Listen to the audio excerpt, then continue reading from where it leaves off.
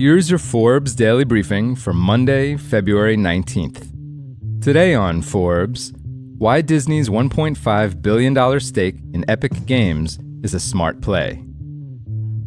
After returning to his position as Disney CEO in late 2022, Bob Iger held a meeting with two top executives to talk about video games. It's a sector the company had mostly avoided since 2016, when it shut down the Disney Interactive Studios division that was, at one point, losing some $200 million per year.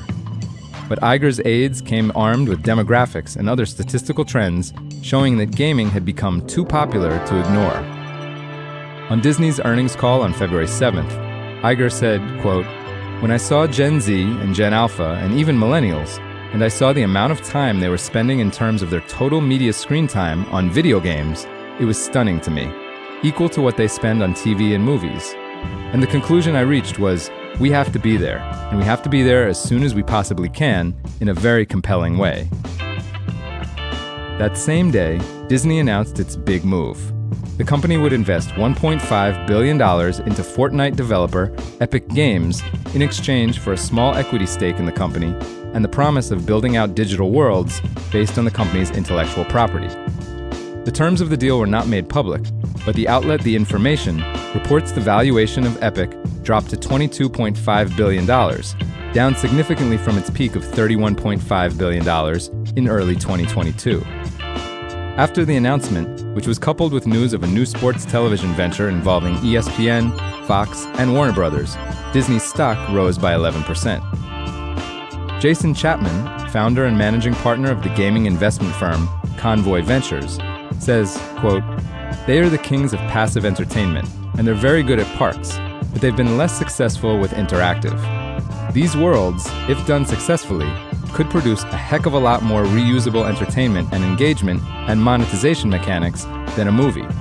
So I think it's probably a really good investment for Disney, which desperately needs to figure this out because its audience is aging."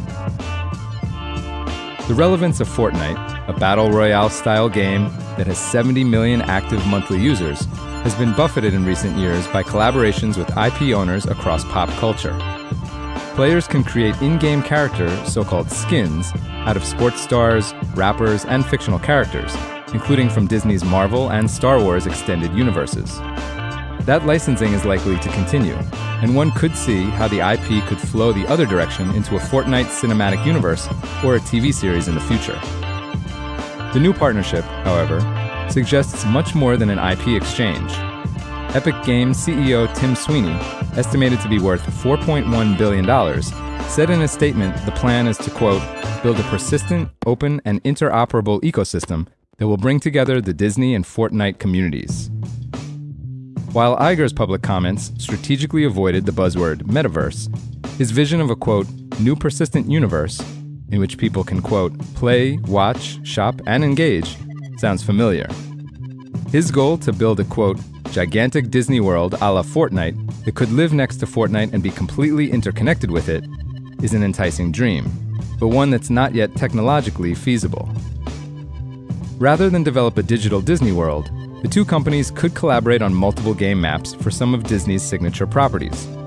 It could, for instance, make a Pirates of the Caribbean map, or Toy Story map, and so on, interconnected only in the sense that each can be selected by players from a shared Fortnite menu.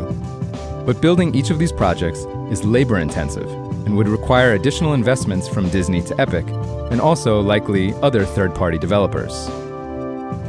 For full coverage, check out Matt Craig's piece on Forbes.com.